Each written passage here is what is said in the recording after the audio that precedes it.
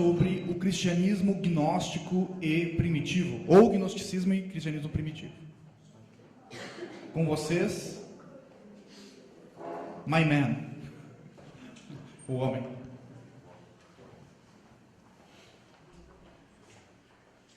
Bom dia a todos. É uma grande alegria estar aqui.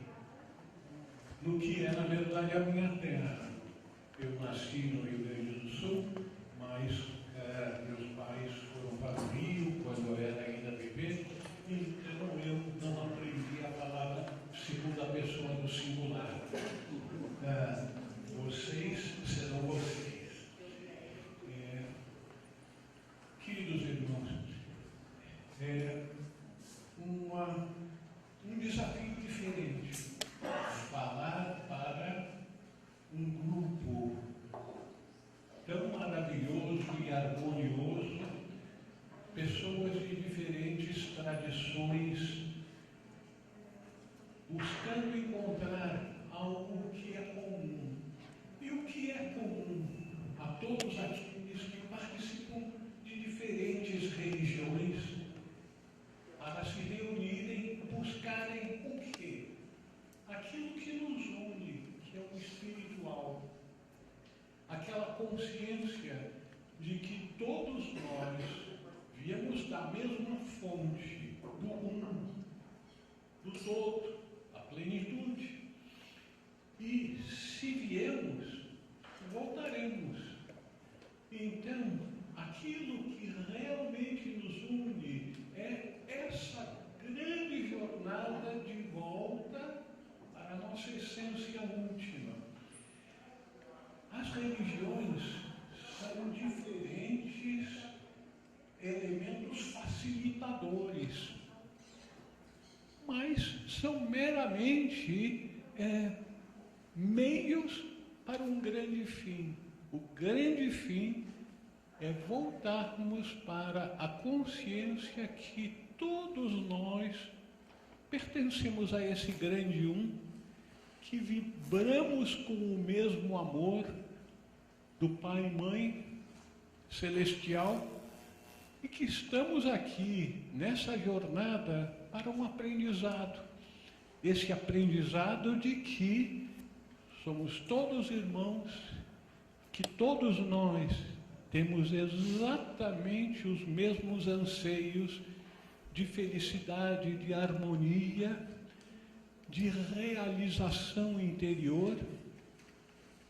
As religiões são meios facilitadores. Então, eu gostaria de fazer uma breve apresentação. Quando eu falo breve, é num sentido muito relativo, porque enquanto tiver o microfone na mão, ainda é breve para mim. Então, sobre o cristianismo primitivo, mas por que vou falar de cristianismo primitivo e não evoluído? Não, é primitivo no sentido da origem. E por que não falar de catolicismo, de protestantismo e de outras vertentes cristãs? Porque todos nós estamos sedentos do espiritual. Imaginemos todos nós num deserto. No deserto, a gente tem sede. E ouve falar que tem um rio por ali, a gente vai procurar esse rio para matar a nossa sede. Mas a gente sabe que aquele rio passou por muitas fábricas, muitas cidades, muito esgoto foi colocado ali. Então a gente tem que procurar o quê? Nós temos que procurar a nascente daquele rio, onde a água ainda é pura. É nesse sentido, então, que eu estou querendo dar uma apresentação sobre cristianismo primitivo, para que a gente volte à fonte. Porque o cristianismo, como todas as instituições humanas passam por mudanças. Nem sempre mudanças para melhor, algumas vezes para pior. Então, vamos procurar entender um pouco do que foi o cristianismo nos seus primeiros séculos, antes que as forças do interesse político, principalmente, começassem a mudar drasticamente o que foi o projeto, a força que Jesus veio trazer para a humanidade, uma mensagem transformadora. Após a morte de Jesus, seus discípulos e simpatizantes passaram a se reunir em pequenos grupos, a maior parte dos quais estabelecidos durante a vida do Mestre. Mais tarde, os discípulos começaram a se espalhar para divulgar o Evangelho, mantendo a prática de ensinamentos para os muitos e para os poucos. Vamos ver aqui algumas palavras essenciais aqui. Evangelho. O Evangelho é uma palavra grega, evangelion, que quer dizer assembleia. Essa palavra no grego antigo já era encontrada no tempo dos filósofos 4, 5 séculos antes do nascimento de Jesus. Então, quando os gregos se reuniam para discutir política, eles se discutiam na polis, em evangelion, em assembleias. Então, a assembleia era a reunião dos seguidores dos diferentes mestres. E o evangelion é a boa nova. A boa nova de quê? Do nascimento de Jesus ou dos ensinamentos de Jesus? Dos ensinamentos de Jesus. Tanto é assim que, no primeiro século de nossa era, os seguidores de Jesus não eram conhecidos como cristãos. Eles eram conhecidos como seguidores de Jesus ou, mais geralmente, os do caminho. Aqueles que estavam engajados no caminho de volta para casa, de volta para o reino dos céus. E essa questão do reino dos céus eu vou procurar falar um pouquinho depois, porque trouxe muita confusão na cabeça daqueles que mais tarde passaram a seguir as igrejas. E mantendo a prática de ensinamentos para os muitos e para os poucos. Porque Jesus, como todos os grandes instrutores, sempre teve o bom senso, a sabedoria de apresentar ensinamentos de acordo com a capacidade, o interesse do nível, não só intelectual, mas principalmente espiritual dos seus ouvintes. Então, no que nós conhecemos como os evangelhos, agora os livros que falam sobre os ensinamentos e a vida de Jesus, o que é apresentado como sendo a Boa Nova, esses livros apresentam os ensinamentos para o público, para os muitos.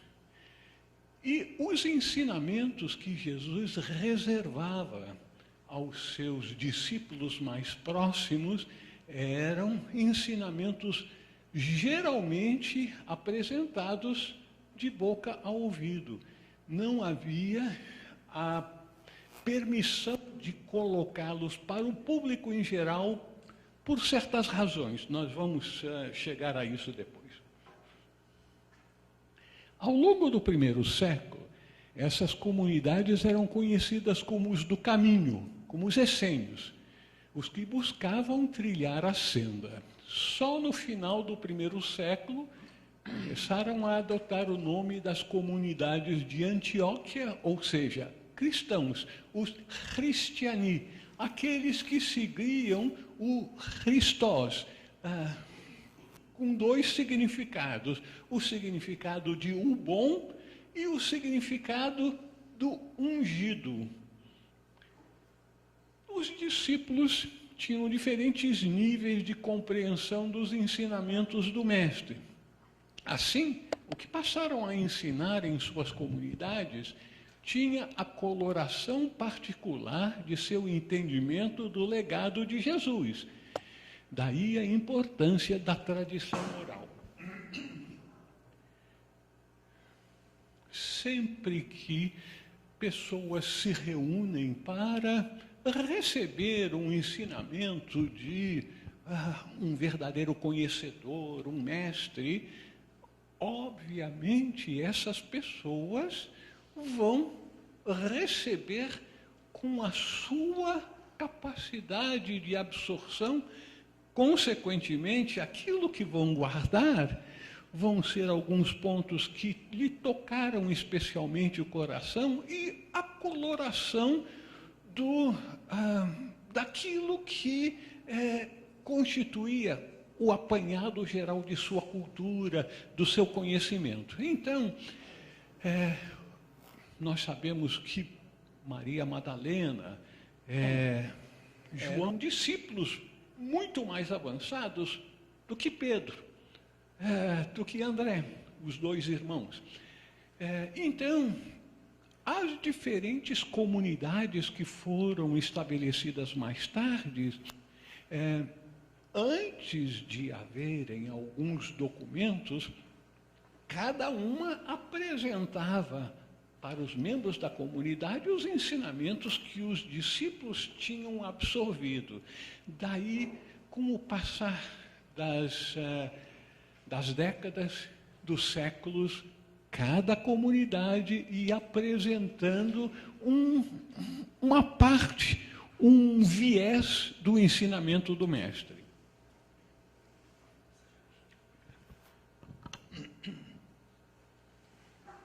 Parece ter sido o fator mais importante para essa rápida expansão do movimento que acolhia e cuidava dos membros vulneráveis da sociedade, tais como viúvas, órfãos, bebês indesejáveis e escravos velhos. Pode parecer estranho a menção desses pontos aqui, que as comunidades dos seguidores de Jesus acolhiam os membros vulneráveis da sociedade, tais como viúvas, órfãos, bebês indesejáveis e escravos velhos. Esses elementos da sociedade, naqueles tempos, eram como que descartados, eram esquecidos. E os discípulos de Jesus, que foram tocados pela vibração do Mestre, pelo amor do Mestre, pela compaixão de Jesus, eles sabiam que todos os seres humanos são irmãos, vêm da mesma fonte, todos têm o mesmo anseio de serem felizes, de serem acolhidos, de serem protegidos. E viúvas, naquele tempo, não havia INSS. Então, não tem nada a ver com aposentadoria. É a família que cuida. Mas se a família já tivesse morrido, não estivesse em condições, morria a míngua. Passava a ser pedinte. Bebês indesejáveis, aqueles que nasciam sem serem de um casamento constituído.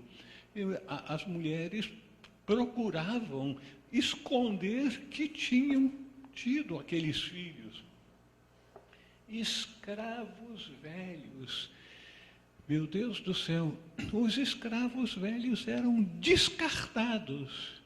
E nessas comunidades dos seguidores de Jesus, eles eram acolhidos. Então, criava-se uma atmosfera, uma vibração amorosa, acolhedora, que era toda especial e muito diferente das comunidades daqueles tempos. O cristianismo primitivo ou original, no primeiro século e em grande parte do segundo, abarcava tanto os grupos gnósticos como os grupos de seguidores de Jesus, fundados por discípulos não iniciados, seguindo, portanto, os ensinamentos para os muitos. Nesse período, todos eram considerados como irmãos, apesar de já haver diferenças de interpretação dos ensinamentos recebidos e praticados em diferentes grupos. Os grupos, ainda que fossem grupos que tivessem como objetivo a manutenção daqueles ensinamentos reservados. Por que reservados? Imaginem, nos dias de hoje, nós dizermos, olha, eu tenho algo para comunicar para vocês, mas eu vou reservar algumas coisas, eu não posso dizer. Vocês vão, que negócio é esse? Mas era perfeitamente conhecido por aqueles que estavam realmente no caminho espiritual, que naqueles tempos o caminho espiritual acelerado era ensinado nas escolas de mistérios. E nas escolas de mistérios ensinava-se coisas que aqueles que conseguiam ser admitidos e conseguiam absorver, desenvolviam poderes, siddhis, como os hindus chamam. Esses poderes são poderes, como por exemplo, de materialização e desmaterialização. Obviamente, esses poderes são poderes divinos, poderes que podem ser utilizados para o bem ou para o mal. É por isso que somente aqueles que eram tidos como capacitados moralmente, espiritualmente, para viverem para o bem de todos os seres, a grande compaixão, o caminho do Bodhisattva, só esses que podiam ser admitidos nesses grupos reservados para aprenderem esses ensinamentos que podiam levar a grandes poderes nesse mundo. Existe uma passagenzinha no início do Sermão da Montanha, as Beatitudes. Bem-aventurados os mansos, porque eles herdarão a terra. Essas bem-aventuranças, se a pessoa não conhece algo sobre a linguagem sagrada, a sua interpretação, aquilo entra por um ouvido, sai pelo outro, e a maior parte parece que é coisa sem muito sentido. Os mansos, bem-aventurados os mansos, porque herdarão a terra. O que quer dizer isso? Quem for mansinho, bonzinho, vai herdar um pedaço de terra? Não, vai herdar os segredos da natureza, da terra. Somente aqueles que são mansos, que são absolutamente inofensivos, poderão ser insultados agredidos, mas eles vão dar a outra face, não é? Apanhou aqui, dá a outra, também eu gostei. Não, não significa uma tolice dessas de entender um ensinamento espiritual como sendo material. Quando agredido, volte à face espiritual, à atitude espiritual. Então, voltando, os mansos herdarão a terra. Somente aqueles que desenvolveram a remsa, a total inofensividade, que estão comprometidos com o bem da humanidade, poderão receber esses ensinamentos reservados, ocultos. É por isso que havia sempre 2 níveis, no mínimo, quando não mais, de ensinamentos para os discípulos. E Jesus, como um iniciado, como um avatar, também tinha diferentes níveis de ensinamentos. Como os seguidores do caminho, mais tarde chamados de cristãos, atraíam muitos simpatizantes, as comunidades cresciam e se multiplicavam para atender o grande aumento no número de membros. Com isso, as comunidades com os ensinamentos públicos cresciam muito mais rapidamente do que aquelas com os ensinamentos internos. Porque os ensinamentos para o grande público tinham pessoas capacitadas para isso.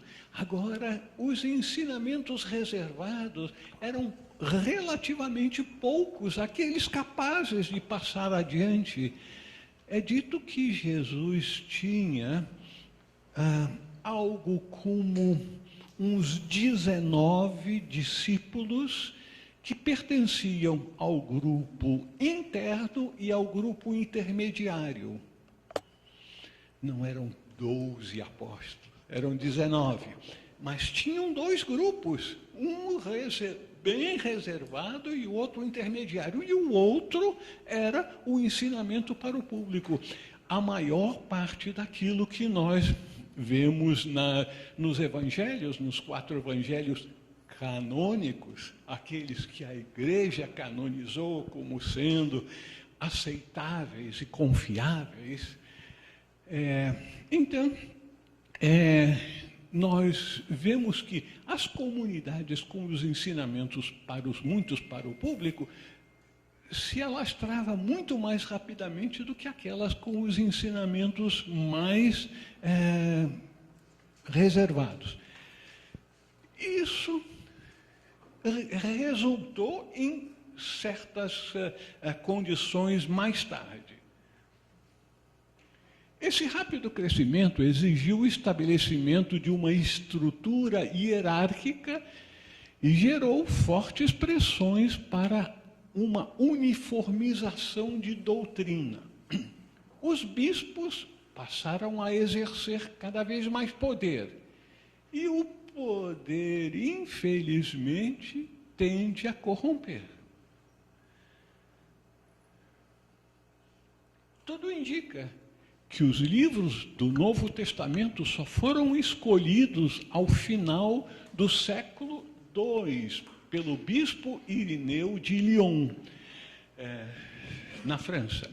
Até então, os ensinamentos foram mantidos pela tradição oral e por outros textos, como, por exemplo, Memória dos Apóstolos, Evangelhos de Tomé, dos Hebreus, da Verdade, o Evangelho de Que, a inicial da palavra Quelle, alemão, para fonte, que seria, então, o Evangelho, ou o texto, o documento que serviu de base para a apresentação posterior do Evangelho segundo Mateus e segundo Lucas. É possível que esse Evangelho, fonte para os outros 2, tenha sido o Evangelho de Tomé, o Evangelho de Tomé, como de Filipe, e o Keller eram documentos que tinham somente os ensinamentos de Jesus. Ensinamentos de forma bem sintética, porque naqueles velhos tempos eram pouquíssimas as pessoas que sabiam ler e escrever. Então não adiantava ter documentos para passar para as pessoas, porque iriam usar esses documentos para acender o fogo, porque não tinha nenhuma outra utilidade para o grande público. Então, os ensinamentos eram apresentados de uma forma bem sintética para facilitar a memorização. As pessoas levavam os ensinamentos na memória. Em parêntese, é dito que os grandes instrutores mandaram um discípulo avançado, budista, para reunir-se posteriormente com Jesus, e ele foi para a comunidade essênica de Qumran, levando várias obras budistas, inclusive os Prajnaparamitas. E aí, meu Deus do céu, fazer uma viagem do norte da Índia para o Oriente Médio, a Palestina, levando todos esses documentos. Ele não levava debaixo do braço, ele levava aqui. Então, é por isso que a maior parte dos textos antigos, sagrados, é escrito numa linguagem compacta que a gente precisa estudar com muita atenção, precisa...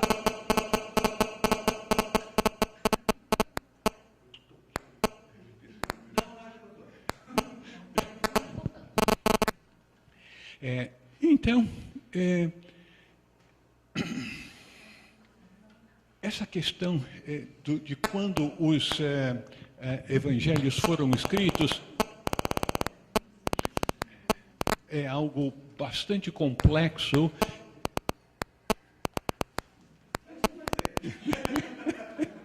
É bastante complexo. A Igreja romana, por muitos séculos, insistiu que os evangelhos tinham sido escritos logo depois da morte de Jesus. Aí, alguns estudiosos verificaram que falavam da queda de Jerusalém, da destruição do templo. E aí os historiadores, destruição do templo, isso ocorreu no ano 70 de nossa era. Então, os evangelhos não poderiam ter sido escritos logo após a morte de Jesus. Aí a igreja mudou, não. Foram escritos depois de 70 até o ano 100, 110. E aí, verificaram também que alguns estudiosos alemães, os alemães são danados para serem meticulosos, ficam buscando coisinhas, e esses historiadores alemães descobriram que nenhum dos padres da igreja, até o ano 150, 160 de nossa era, vários padres da igreja deixaram escritos. Nenhum deles, ao fazerem referência aos ensinamentos de Jesus, referiam-se aos evangelhos. É óbvio que se estivessem servindo-se do que já tinha sido escrito, iriam mencionar os 4 evangelhos, mas nunca. Só mencionavam Memória dos Apóstolos, Evangelho da Verdade, Evangelho dos Hebreus. É possível que tenham mencionado o Evangelho de Tomé, o Evangelho de Filipe, mas posteriormente a igreja passou a tesoura, cortando todas as referências a textos que não foram admitidos no cânon. Então, chegaram à conclusão, os historiadores, que realmente os 4 evangelhos canônicos só foram mencionados realmente por historiadores depois do ano 180 de nossa era, pelo bispo Irineu de Lyon. As divergências de doutrina não preocupavam os membros das comunidades cristãs nos primeiros 2 séculos. Os membros estavam irmanados pela prática de acolhimento amoroso a todos que os procuravam. Viviam o ensinamento central de Jesus: amai-vos uns aos outros. Essa é a beleza da realidade. Um grande mestre, um avatar, alguém que é enviado para a Terra, para uma missão. A missão é sempre aquela que é mencionada no Bhagavad Gita, com Krishna dizendo que sempre que os costumes se deterioram, a moral vai para o fundo do poço, eu retorno. E é isso, o eu não é Krishna, é o Cristo universal, é o Buda universal, é a figura do mestre de sabedoria, a expressão da divindade que estará sempre conosco, procurando nos ajudar a voltarmos o mais rapidamente para a casa do Pai. Mas nos ajuda mostrando o caminho, não é botando nas costas e levando. Cada um de nós, uma expressão divina, tem a responsabilidade de escolher o seu caminho. As alternativas nos são apresentadas e nós escolhemos. Ou aquele caminho pelo qual nós entramos pela porta larga do mundo mundano, da vida mundana, ou pela porta estreita, pelo caminho apertado, que são poucos que o encontram. Na verdade, não é o encontrar, é escolher passar por aquelas dificuldades para o ego, acostumado à vida egoísta, autocentrada, voltada para a materialidade. A preocupação com a doutrina era inteiramente dos hierarcas, pois a aceitação ou rejeição de alguns pontos de doutrina poderia aumentar ou diminuir sua reputação e poder. Será que tem alguma coisa a ver com o orgulho? O orgulho que leva à ambição, que fez com que, desde tempos imemoriais, os grandes seres, ao instruírem os seus discípulos, diziam: mata a ambição.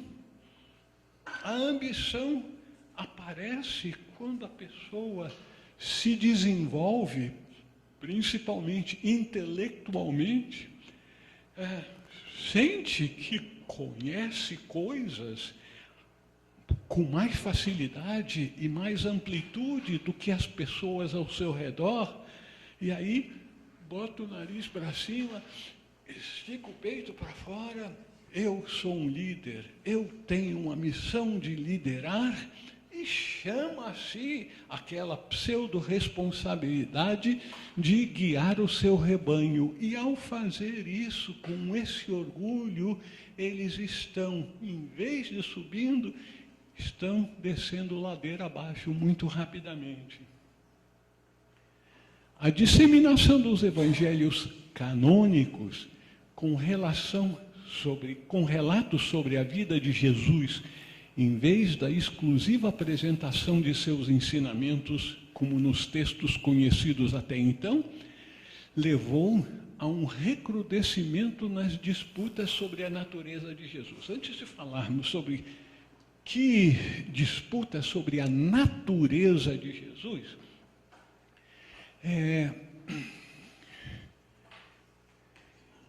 um grande teósofo do século passado, Geoffrey Hodgson, que escreveu mais de 40 livros. Ele era um iniciado, deixou, entre outras coisas, um diário oculto, um diário da sua vida oculta, que foi permitido, inclusive pelos mestres, para a sua divulgação depois de tirar umas tantas coisas que não poderiam ser divulgadas para o público, após a sua morte, para que ele não fosse procurado como guru, como sabe tudo, e para não promover culto de personalidade. Esse diário depois foi publicado, mas não em todos os lugares. No Brasil, por exemplo, não foi publicado pela editora Teosófica, mas talvez dentro de um mês ou dois esse livro venha a ser publicado em português também. Mas, uma outra coleção dos artigos de Geoffrey Hodgson, ele menciona como foram escritos os evangelhos, que os evangelhos foram escritos mais tarde, sob a supervisão de um sênior, e aí foi feita a primeira os ensinamentos e colocou-se também relatos de uma suposta vida de Jesus.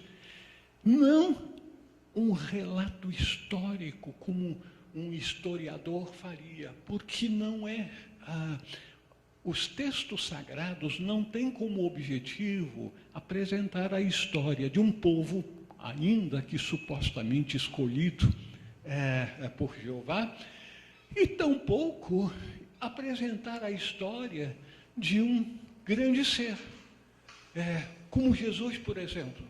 Os textos sagrados têm como objetivo apresentar elementos facilitadores para aqueles que estão buscando a vida espiritual, estão buscando acelerar o seu caminho de volta à sua fonte, à casa do Pai. Então, os relatos aparentemente da vida de Jesus são quase todos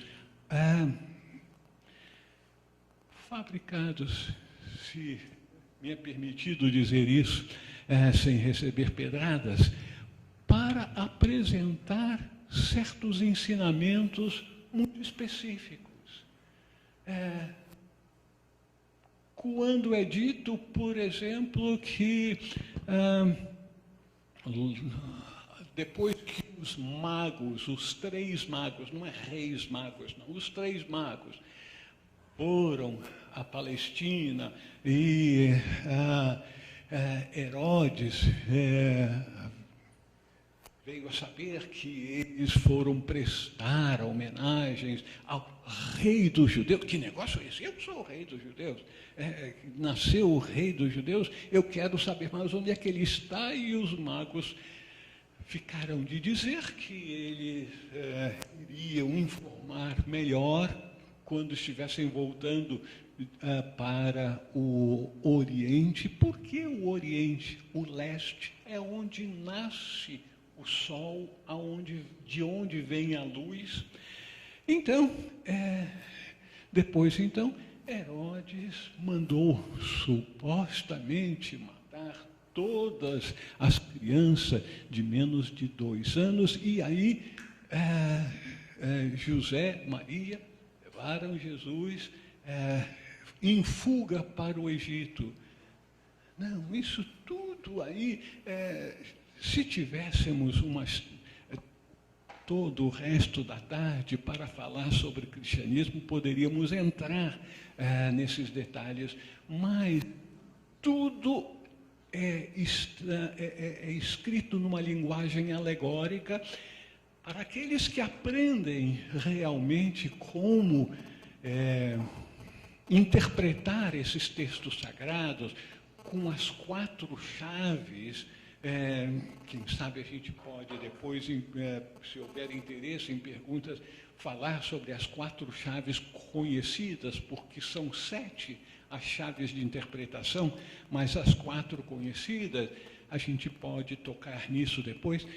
Então, os supostos relatos da vida de Jesus estão falando das reais etapas de nossa vida espiritual.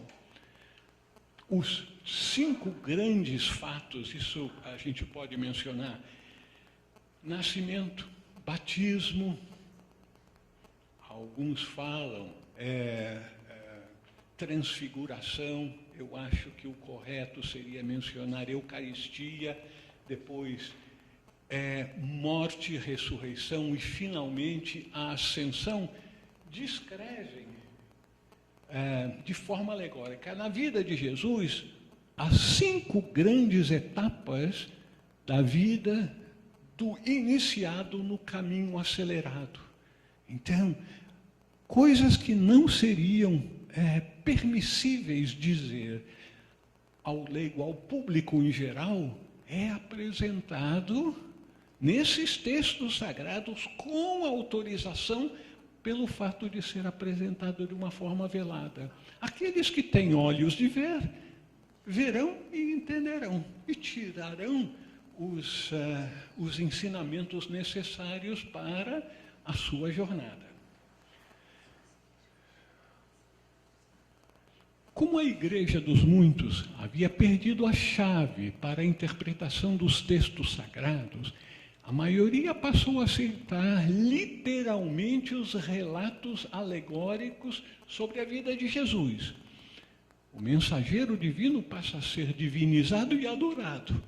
Passa a ser o Filho unigênito de Deus e Redentor da humanidade por sua morte na cruz. Só mencionar algumas coisinhas, como essa questão de conhecer as coisas pelas metades pode ser até mais perigoso do que não conhecer coisa nenhuma. Quando a gente lê nos evangelhos, Jesus supostamente dizendo, pegando o pão, esse é o meu corpo, quem comer do meu corpo, quem não comer do meu corpo não terá a vida eterna. E o vinho, esse é o meu sangue, quem não beber do meu sangue não terá a vida eterna. Mas milhares de cristãos foram mortos em perseguição pelo Estado romano por essa coisa absurda, quando entendida literalmente. Os romanos diziam, eles são canibais, enquanto que mas obviamente algo alegórico. O corpo são os ensinamentos, que alimenta, não é a barriga, alimenta a alma.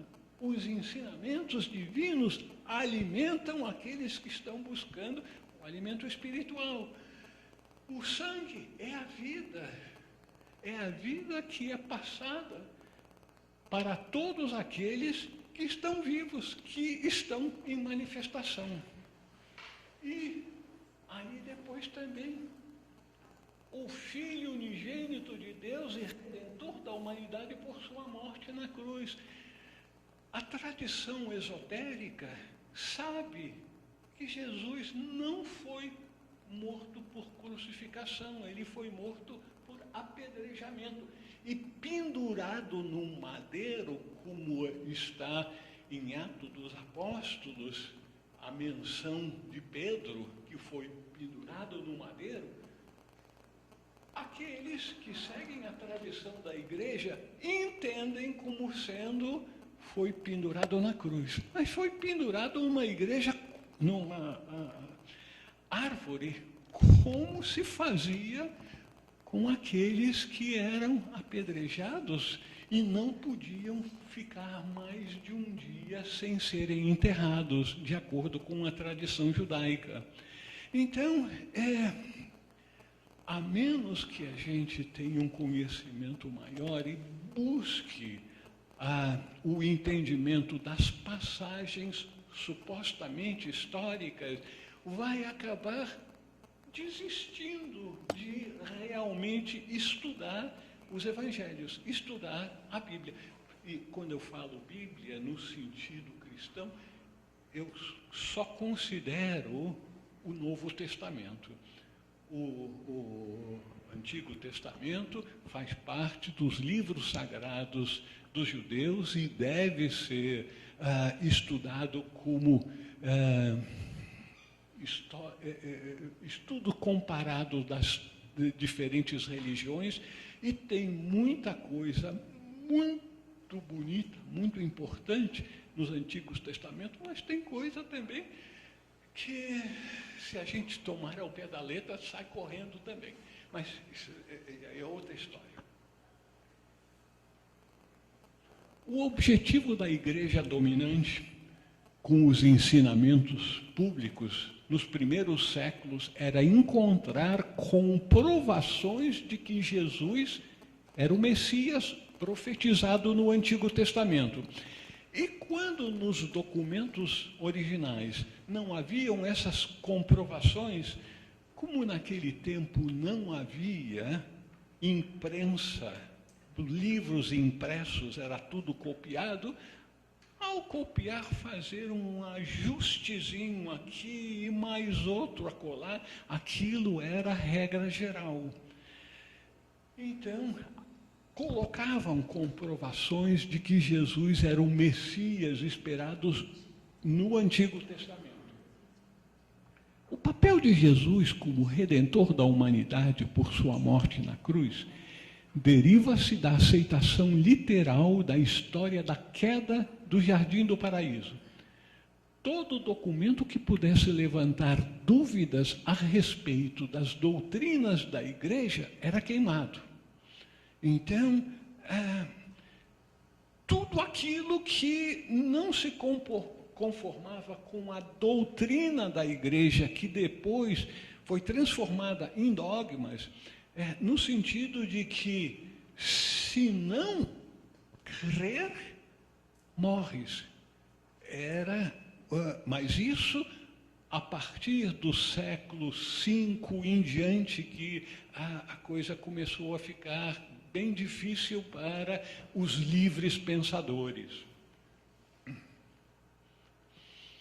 Em virtude da ênfase colocada pela hierarquia da igreja em suas doutrinas e dogmas, houve uma queda progressiva na importância dada à vivência dos ensinamentos.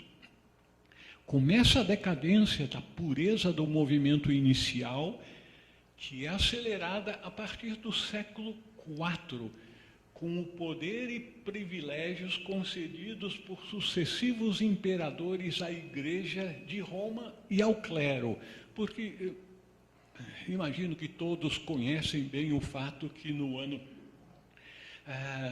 325, o imperador Constantino adotou a religião cristã como uma das religiões oficiais do Estado romano, mais tarde como a única religião oficial, e aí toda uma série de consequências da união do poder político com o poder religioso vieram a acontecer. A decadência começou do topo. Um número crescente de membros da hierarquia clerical, agora com poder, privilégios e crescente riqueza, começou a ser corrompido. A gente não precisa falar muito a respeito da história antiga, basta a gente ver a história moderna, bem moderna do Brasil. A gente já sabe que a corrupção vem de cima para baixo, o exemplo vem de cima. Mesmo com a rápida diminuição do número de gnósticos cristãos, o cristianismo primitivo ainda poderia ter sido salvo se a igreja dominante tivesse mantida a ênfase na prática dos ensinamentos de Jesus, em vez da insistência na crença em seus dogmas. O papel dos cristãos passa a ser crer nos dogmas, obedecer ao clero, ir à missa e não se esqueça de pagar o dízimo. Então, há uma corrupção central, básica. Jesus trazendo ensinamentos voltados para um redespertar da espiritualidade em seu povo, porque já tinha esclerosado os judeus, em geral, obviamente não aqueles esclarecidos, os que seguiam a Cabalá, estudavam a Cabalá e procuravam vivenciá-la, esses eram totalmente diferentes, mas o judeu tradicional acreditava que tinha que seguir a lei, não é? A lei mosaica, e isso, os 10 mandamentos que Moisés trouxe da montanha, não, inflação sempre houve, não é só aqui no Brasil, na Venezuela, naquele tempo, os 10 mandamentos que Moisés trouxe, transformaram em 653. Então, tinha mandamento para cada coisa da vida diária do judeu. Então, eles achavam que o homem justo é aquele que segue os 663, acho que eu disse errado antes. Então, Jesus, sabendo da realidade espiritual, veio para trazer, para remodelar, para voltar para a essência, trazer ensinamentos que tivessem a ver com a transformação interior, não amarrar-se a um passado distante, cujas origens, cujas motivações foram esquecidas. Então, quem segue literalmente tudo o que se faz no passado, está se condenando a que o seu futuro seja exatamente igual ao seu passado. Não há evolução. Então, Jesus veio trazer uma brisa primaveril na vida ética e espiritual do seu povo e para outros povos também. Até mesmo muitos dos místicos cristãos foram perseguidos, pois as pessoas com experiências espirituais sempre foram olhadas com suspeita pela igreja. Qual é a razão? Alguém com acesso a uma fonte de iluminação interna não precisa da intermediação da igreja. Vocês já ouviram falar, fora da igreja não há salvação? Uma vertente diferente, vamos dizer, num aspecto de cristianismo moderno, diz, fora da caridade não há salvação. A gente poderia falar um pouquinho mais a esse respeito, mas não é tema de agora. Isso explica porque Jesus é visto com suspeita pelos sacerdotes e fariseus no seu tempo, pois estavam espantados com o seu ensinamento, pois ele os ensinava como quem tem autoridade, e não como os escribas, os mantenedores da lei, os escribas, que repetiam o que estava nos livros. Ele não falava como Jesus com autoridade, porque todos nós, não só no nosso século, no nosso tempo, na nossa cultura, nós temos um sexto sentidozinho. A gente sente se a pessoa está fazendo propaganda eleitoral, está fazendo marketing dos seus produtos, inclusive procurando seduzir aquela moça ou aquele rapaz. A gente sente que tem alguma coisa errada nisso. Então, o povo sentia que Jesus era autêntico, falava de conhecimento que vinha de sua vivência e não da herança de uma tradição. Jesus era um iniciado nos mistérios. Ele foi instruído nos mistérios das escolas dos profetas de Israel, pelos membros da comunidade dos essênios de Qumran. Ele também estudou a Cabala com seu tio-avô, o Rabino Yehoshua. Não tem. Não, estamos falando da loja teosófica Yehoshua.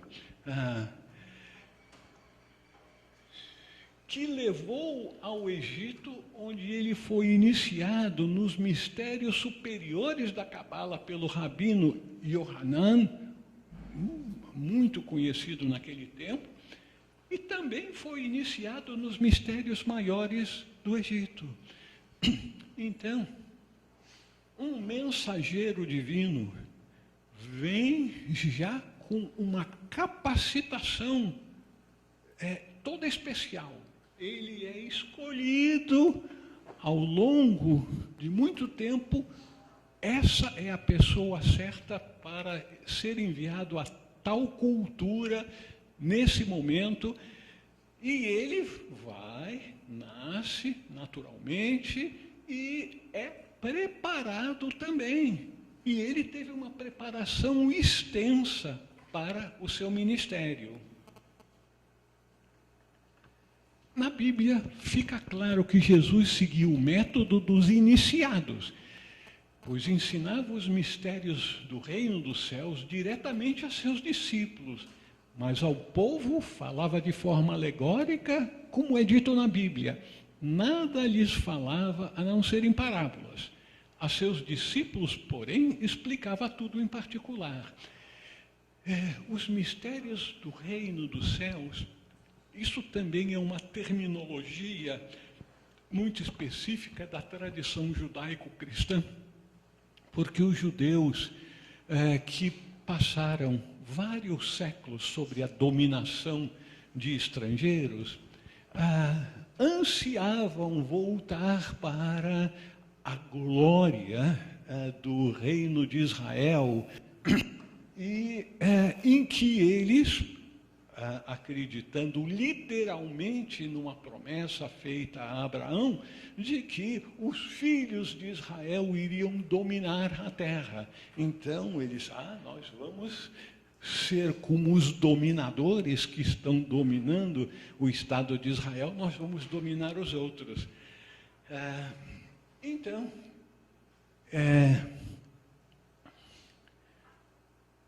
ele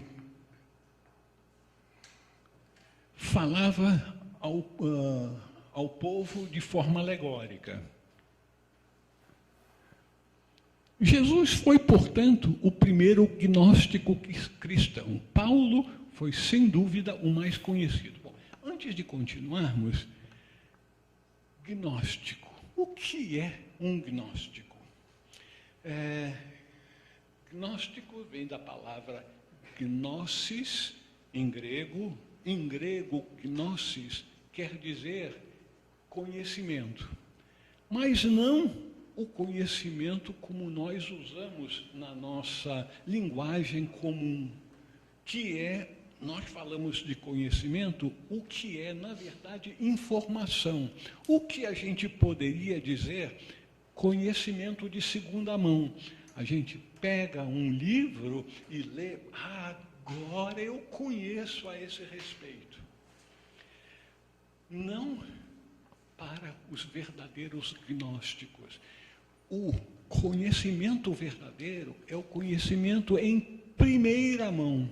É o conhecimento que se recebe por aquilo que é chamado de revelação.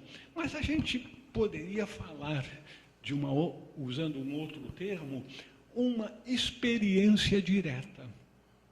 Quando o místico tem o seu êxtase, quando o yogi avançado tem o seu samadhi, ele transcende a mente, a sua consciência vai além da mente para um nível de consciência superior em que ele tem o conhecimento, mas ele não ouve coisas que lhe são ditas, eles não veem os olhos do corpo, eles têm uma experiência direta.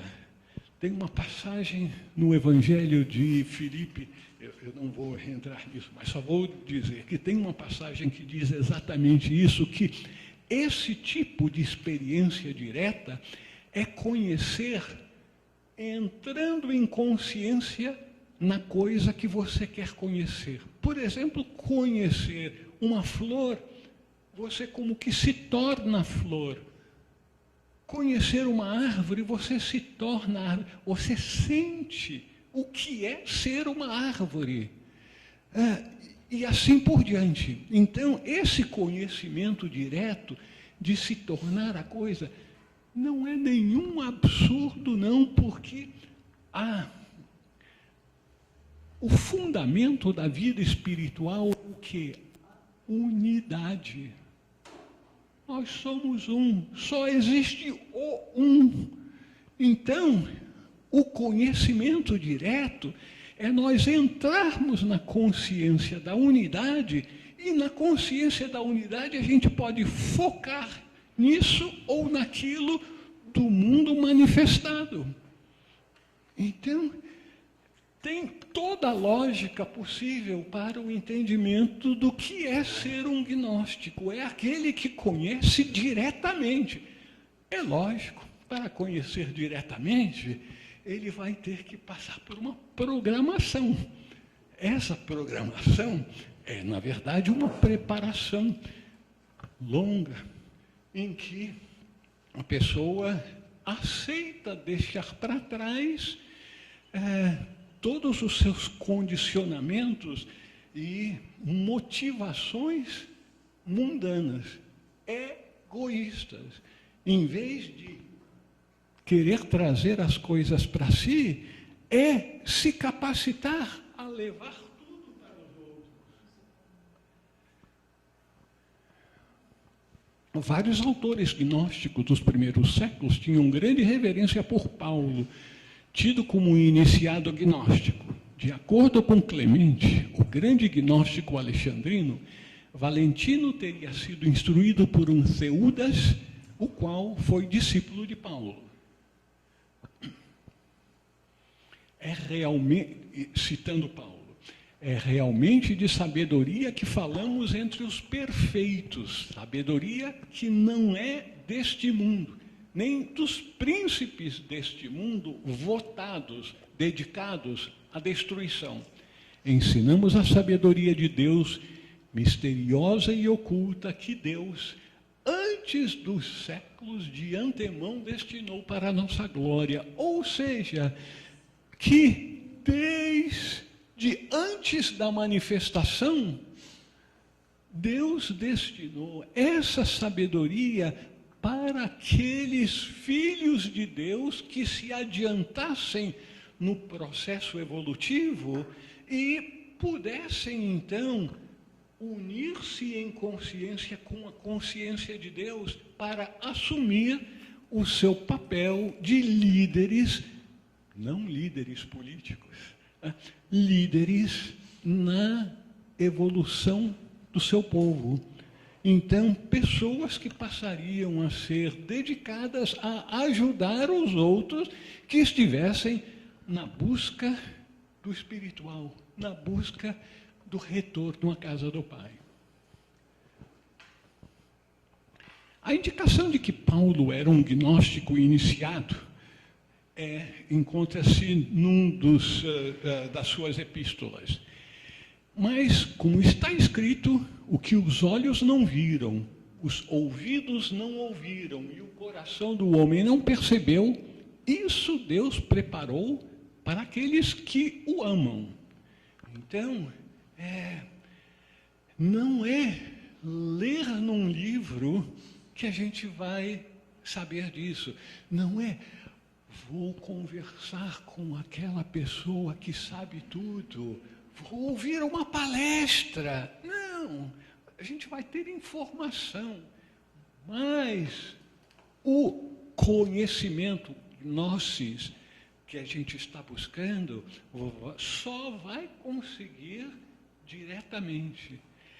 É por isso, um parêntesezinho, é absolutamente necessário para todos aqueles que estão no caminho espiritual valerem-se do legado da humanidade, a literatura e a experiência dos mais velhos. Então, recebermos informação, orientação de fora, por algum tempo, até que nós venhamos a nos capacitar para assumirmos a responsabilidade de nos tornarmos autodidatas, passarmos a sermos os nossos próprios gurus, porque nós temos o Mahaguru dentro de nós, Cristo. Que coisa melhor do que ter o ensinamento de Cristo. Só que Cristo não vai falar em palavras para nós. A segunda vinda, a parousia do Senhor, que foi entendida como normalmente só lhe acontecer de forma material, é a segunda vinda, é a vinda da consciência de Cristo em cada um de nós. Então, o guru, o grande guru está em nós, Cristo. Bom, o meu querido amigo Mariano está me lembrando uma coisa que ele leu no meu livro sobre a metanoia. A metanoia é uma palavra que por muitos séculos foi mal entendida, como sendo arrependimento. Na verdade, metá, além, noia, da mente, é aquilo, é a consciência, é o conhecimento que se obtém quando se transcende a mente. Então, essa metanoia não é arrependimento, mas é transformação interior que nos permite entender as coisas como elas realmente são. Nós temos 5 minutos mais. De grande importância entre os primeiros gnósticos foi o controvertido Simão o Mago. Apesar de anatemizado mais tarde pela Igreja, os círculos gnósticos consideravam Simão como um dos discípulos mais avançados de Jesus e o verdadeiro herdeiro da missão de continuar o trabalho do Mestre, e não o pusilânime Simão Pedro, que nunca foi a Roma. Aqueles que estão interessados nesse tipo de informação poderão obter essas informações diretamente dos escritos de Blavatsky, em que ela diz isso com todas as letras.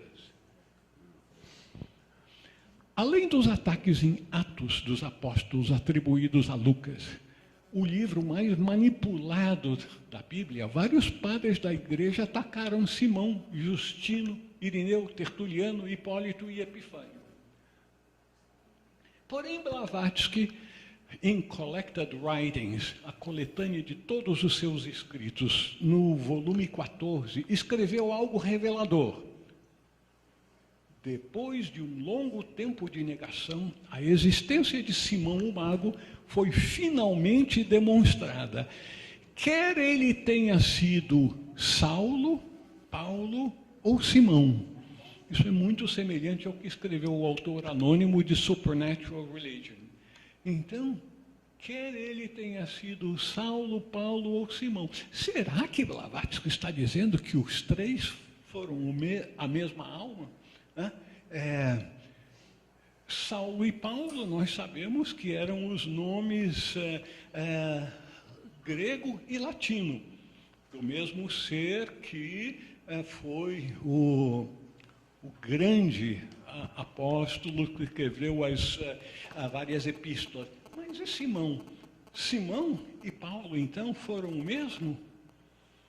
É o que Blavatsky parece estar insinuando. Simão foi um discípulo dos Tanaim, os cabalistas da Samaria, e chegou a ser chamado de o grande poder de Deus.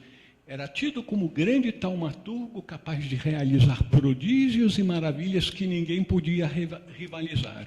Então, mais uma e pronto. Foi acusado de blasfemar contra o Espírito Santo porque afirmava que o Espírito Santo dos apóstolos era a mente humana. Será que tem alguma razão de ser nisso? A mente, manas, tem dois aspectos: a mente abstrata ou divina e a mente concreta. Então, a mente como um todo, mas principalmente a sua parte superior, é o Espírito Santo. Porque, do ponto de vista da tradição cristã, é dito que a Trindade é Pai, Filho, Espírito Santo. De acordo com os ensinamentos teosóficos da tradição sabedoria, Atma, Budi e Manas. Será que não há uma correspondência a Espírito Santo? Um termo não muito feliz para expressar a mente divina é o que Simão falou. Simão ensinava que o nosso mundo foi criado por anjos inferiores, que chamava de eons, sendo fogo o princípio universal de toda a criação manifestada, Adi, da teosofia. Nós vamos parar aqui, antes que o Charles não corte o som.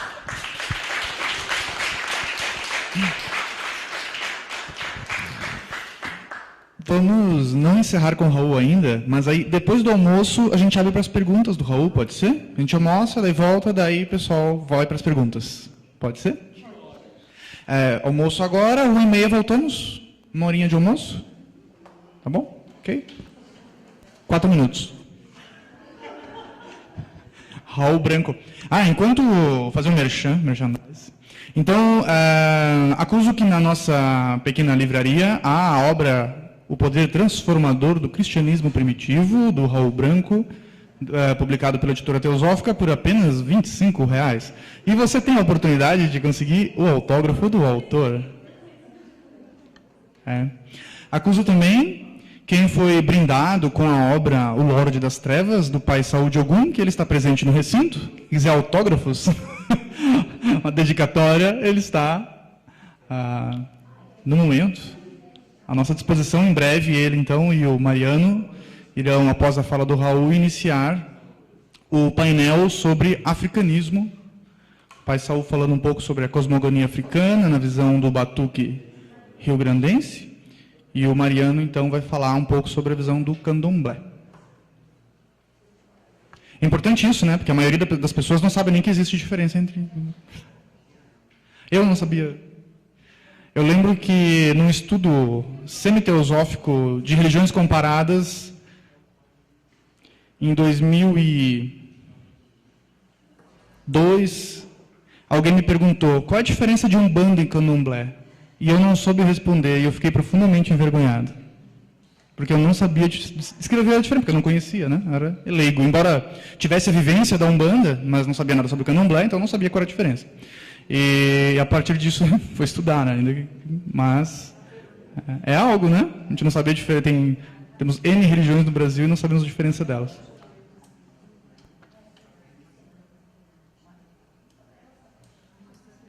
Perguntas? Ok. O Raul pediu para todos usarem o microfone. Não, mas o Raul precisa para te ouvir.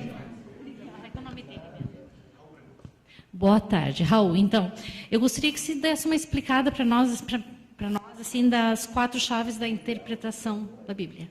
Por favor.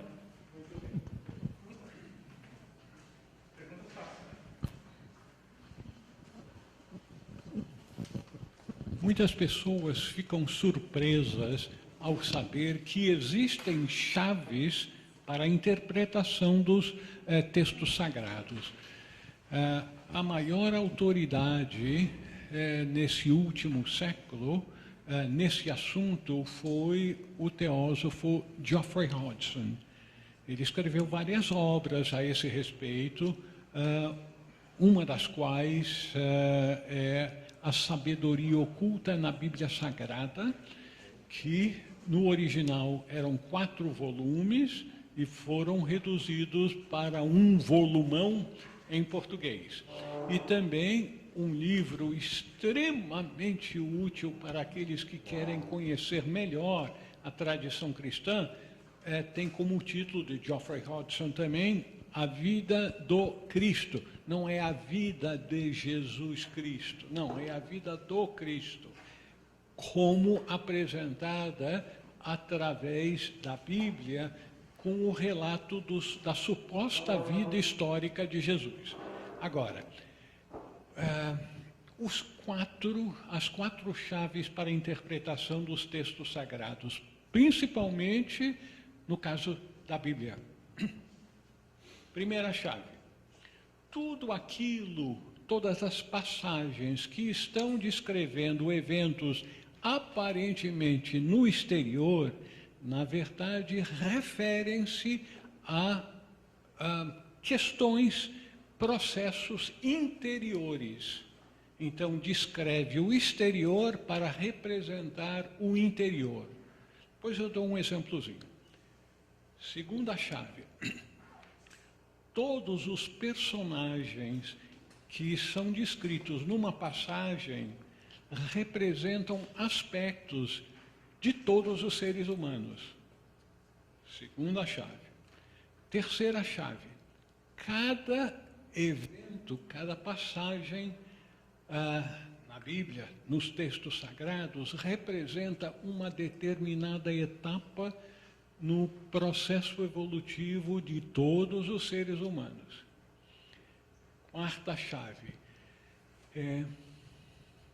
todos os números, nomes e muitos objetos e coisas têm um significado simbólico ou alegórico. Existe uma quinta chave que eu conheço muito pouco, mas que me ajudou bastante numa obra que eu traduzi, Pistis Sophia, que tem a ver com a numerologia. Não é a numerologia como se faz para saber qual é o poder de tais palavras, isso, aquilo, mas o significado em valor numérico de palavras que representam outras palavras. Isso foi muito usado em Pistis Sophia, a gematria de Pistis Sophia, mas como eu conheço muito pouco, mas me ajudou muito o pouco que eu conhecia, não vou entrar nisso. Agora, essas 4 principais chaves que nós mencionamos. Se dermos uns exemplozinhos, isso vai ficar mais simples. No livro A Sabedoria Oculta na Bíblia Sagrada e no meu livro também O Poder Transformador do Cristianismo Primitivo, eu dou vários exemplos e explico mais em detalhes essas, entre outras coisas, essas 4 chaves. Um exemplo na Bíblia, em que Jesus estava ensinando os seus discípulos e ao público, aí depois ele entra num barco e atravessa, começa a atravessar o mar, na verdade é o lago, e vem uma tempestade. Jesus dormia no barco e vêm as ondas, o vento sopra com muita força, e os discípulos, apavorados, com medo, vão e acordam Jesus, dizendo: mestre, mestre, vamos morrer.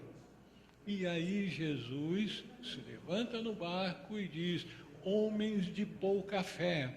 E aí ele encanta as ondas e o vento, que amainam e dizem: mas quem é ele que pode fazer essas coisas? Bom, parece um milagre. O Filho de Deus acalmou a tempestade. Agora, usando a chave de interpretação, aquilo que está sendo descrito como ocorrendo fora, ocorre dentro do ser humano. Cada coisa que indivíduo e coisas na história representam algo. O barco representa o corpo humano. Jesus sempre representa o Cristo interior. Os discípulos representam diferentes aspectos da mente, como o medo, como o apego ao corpo. E Jesus estava dormindo. O Cristo, naquele ser humano, estava adormecido. Porém, quando os diferentes aspectos da mente conseguem despertar o Cristo interior amaina as ondas das paixões e o vento da dúvida. O vento tem a ver com a mente, a água com as emoções, com as paixões. Então, o Cristo interior amaina completamente a tempestade, que faz com que os aspectos da mente venham a temer a sua morte para a vida espiritual. Então, aquilo que parecia um milagre sobrenatural está descrevendo um processo na vida de cada ser humano. Um exemplo. Outro exemplo. Tem uma passagem que a maior parte das pessoas acham que não tem sentido nenhum, que é no Domingo de Ramos, em que Jesus diz para os seus discípulos: a Páscoa está chegando, por favor, vocês vão lá, vocês vão encontrar um homem com um jumentinho, peçam, porque eu precisarei dele. E aí, os discípulos vão, encontram um homem com uma jumenta e um jumentinho, pedem o jumentinho para o mestre, e aí Jesus entra em Jerusalém com o povo dizendo: Hosana, Hosana. Num sentido literal, parece que não tem nenhum significado. Agora, usando outra vez as chaves de interpretação. Jesus, como sempre, representa o Cristo interior de cada ser humano. O jumentinho tem 4 patas, representa a personalidade, o eu inferior do ser humano.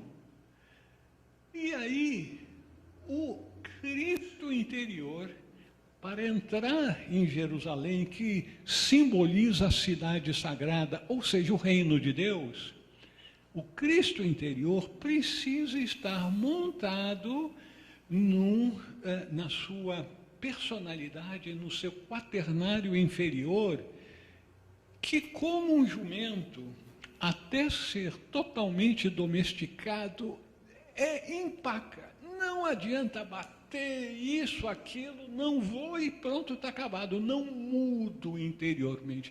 Mas uma vez domesticado, parece que sente o que o dono quer fazer, precisa fazer, é totalmente obediente. E aí, então, o Cristo, montado no quaternário inferior, totalmente domesticado, entra no reino dos céus. E o público dizendo Hosana, Hosana, saudando aquele evento maravilhoso. Então, a nossa vivência, o estudo da linguagem sagrada permite que a gente vá de passagem em passagem. Meu Deus do céu, tudo aquilo que a gente costumava aceitar ao pé da letra, agora utilizando essas chaves para interpretação, a gente vê que tem pepitas de ouro escondidas no garimpo. Cabe a nós minerar, tirar essas pepitas de ouro para o nosso enriquecimento interior. Agora a gente vai precisar trabalhar um pouco e fazer com que elas se incorporem a nós. Na Bíblia nós vemos ensinamentos de diferentes tipos. Tem ensinamentos que são totalmente diretos. Amai-vos uns aos outros. Tudo aquilo que quereis que os homens vos façam, fazei-o vós a eles. Essa é a lei e o ensinamento dos profetas. Ensinamentos bem diretos. Tem outros ensinamentos relacionados com a suposta vida de Jesus. Então, tudo que tem a ver, que apresenta como Jesus fazendo, tudo aquilo tem esse significado simbólico que nós estamos falando agora, que a gente precisa interpretar. Depois tem também os ensinamentos na forma de parábola. Quando a gente pega as inúmeras parábolas que são narradas por Jesus, apresentadas, era uma maneira que ele utilizava para tocar os seus ouvintes, que eram, na maior parte, 90 e tantos %, eram agricultores. Então, eles estavam familiarizados com a vida no interior, na agricultura. E ele dava, geralmente, exemplos tendo a ver com a agricultura.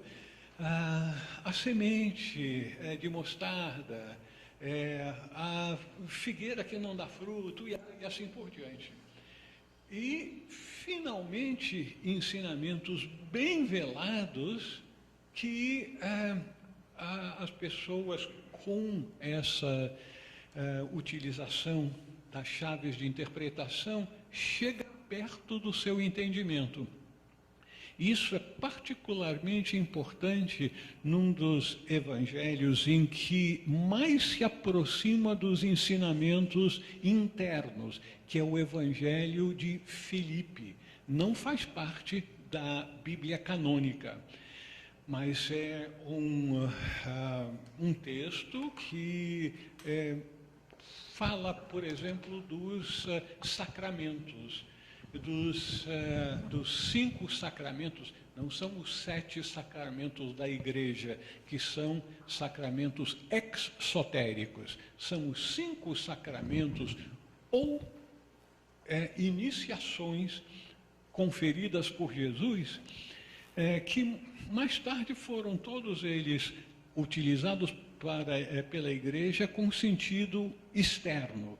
Por exemplo, o último dos sacramentos de Jesus, que era batismo, crisma, eucaristia, redenção e câmara nupcial. Só para falar desse último, câmara nupcial, isso é casamento, muito bem. Num sentido está certo, mas não se trata do casamento do homem com mulher, mas sim do casamento interior, do casamento da alma com o espírito. do qual nascerá o Cristo.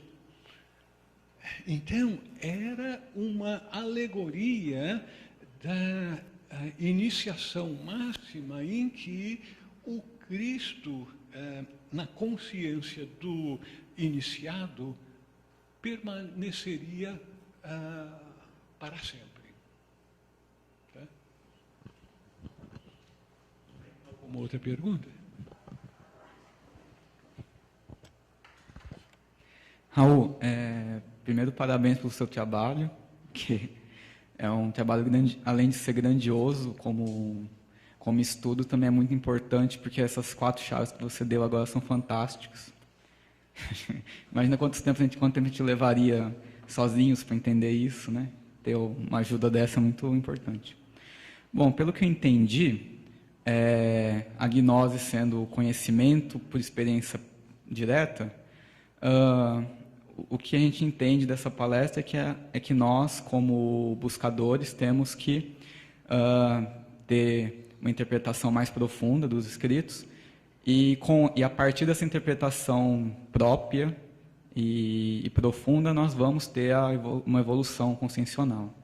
Aí eu queria que o senhor contrapôsse essa atitude com a atitude que algumas pessoas, por exemplo, do meio ocultista, ou até, às vezes, na gente da gnose moderna, que acaba, ou até da maçonaria, que coloca o ritual, que às vezes é colocado assim, num contexto de livro apócrifo e tal, só que mesmo assim aquele ritual, assim, supostamente de elevação de consciência, só que muitas vezes não tem essa carga assim de interpretação, de encontrar a chave mesmo desses rituais. Eu queria que você contrapôsse isso um pouco desses escritos com um pouquinho do que muita gente entende por gnose hoje em dia.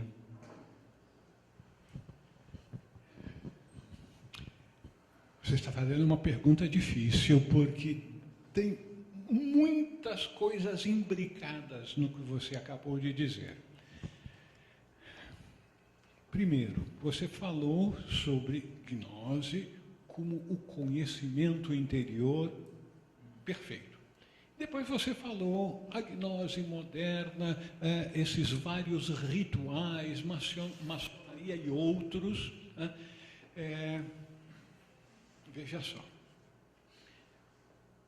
Os gnósticos de todos os tempos, inclusive os discípulos internos de Jesus, para alcançar a gnose, eles tinham que ser preparados para isso. Primeiro, eles tinham que ser aceitos como discípulos, o que indica que o mestre, com o seu poder espiritual, podia ler a pessoa, ver na sua aura se ele estava já num estágio que lhe permitiria ser trabalhado e avançar a ponto de merecer a iniciação, a expansão de consciência que lhe levaria então até aquelas experiências da gnose. Em parêntese, existem vários níveis de gnose. Na literatura gnóstica cristã, fala-se que a gnose do homem era um grande evento, mas a gnose suprema era a gnose de Deus.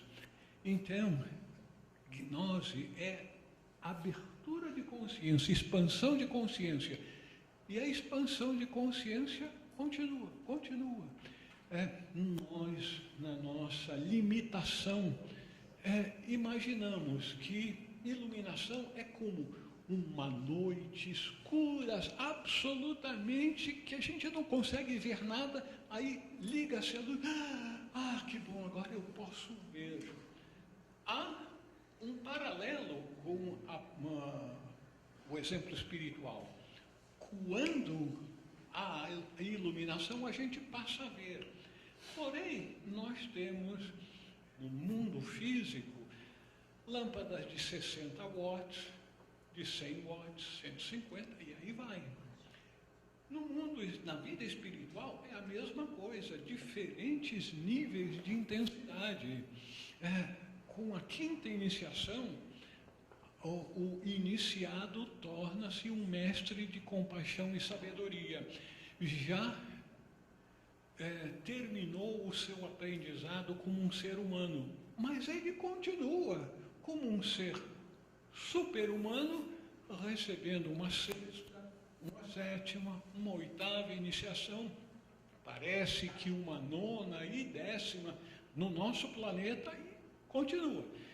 Mas esses são assuntos assim, tão além do alcance da experiência do ser humano, que a gente menciona, mas não tenta o impossível, missão impossível, essa de termos uma ideia do que é isso.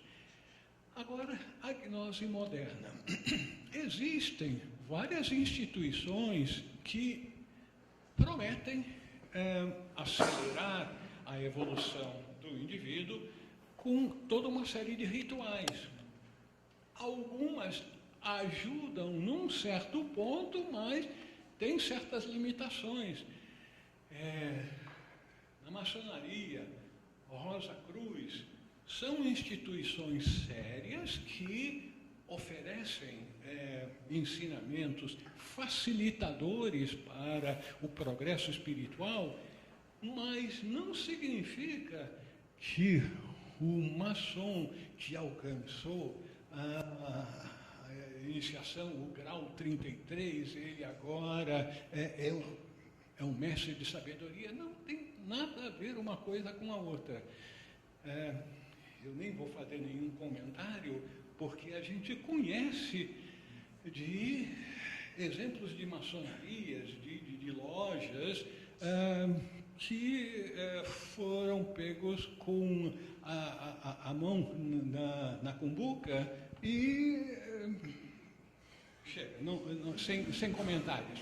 Mas a instituição oferece métodos facilitadores, a mesma coisa com a Rosa Cruz e outras instituições. Mas talvez você esteja se referindo a uma outra instituição que se chama Gnose, que são os ensinamentos de Samael Aun Weor. Esse não é o nome de batismo dele, inclusive para aqueles que conhecem um pouco, Samael é o nome de de uma sefira inversa.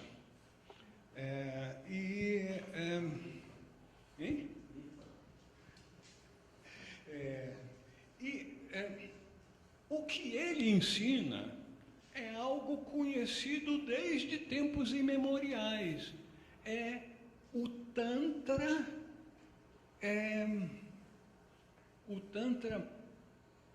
materializado, o Tantra utilizando energia sexual. Isso ocorre, pode ser feito.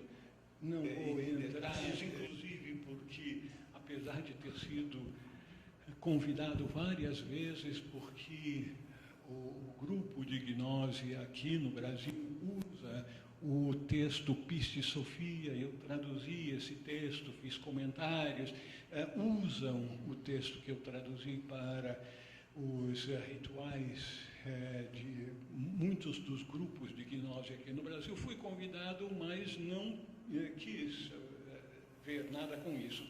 Mas, por alto, eu entendo o processo e pode funcionar para produzir o despertar da Kundalini. Agora, eu aproveito essa sua pergunta, é muito importante, porque me permite chamar a atenção do fato de que vida espiritual avançada requer o uso da Kundalini, requer.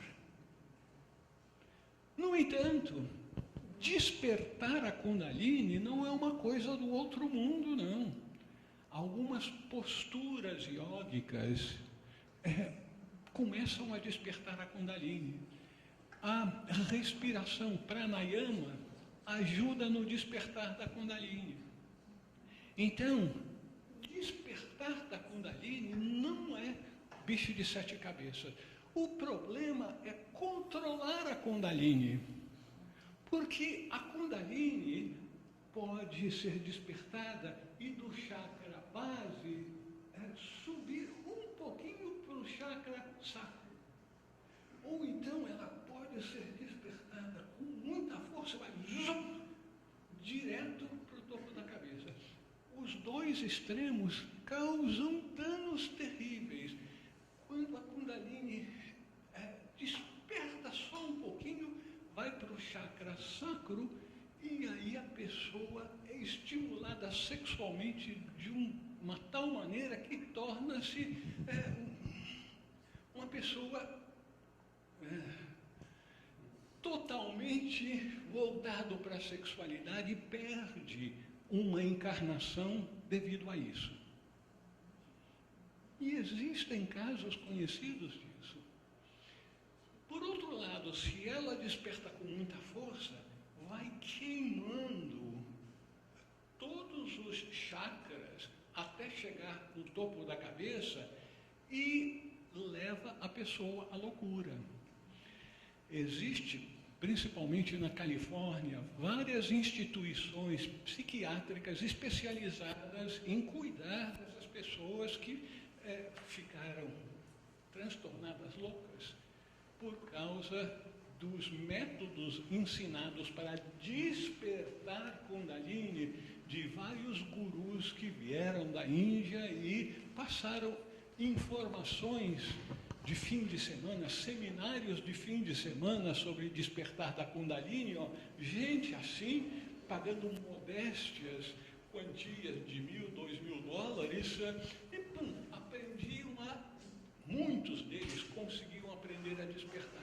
Mas controlar é outra história. É por isso que todas as práticas relacionadas com o despertar da Kundalini, quando feitas por instrutores responsáveis, eles se responsabilizam pelo controle da Kundalini. Caso o seu discípulo não consiga controlá-la, ele estará do lado e será capaz de controlar o processo.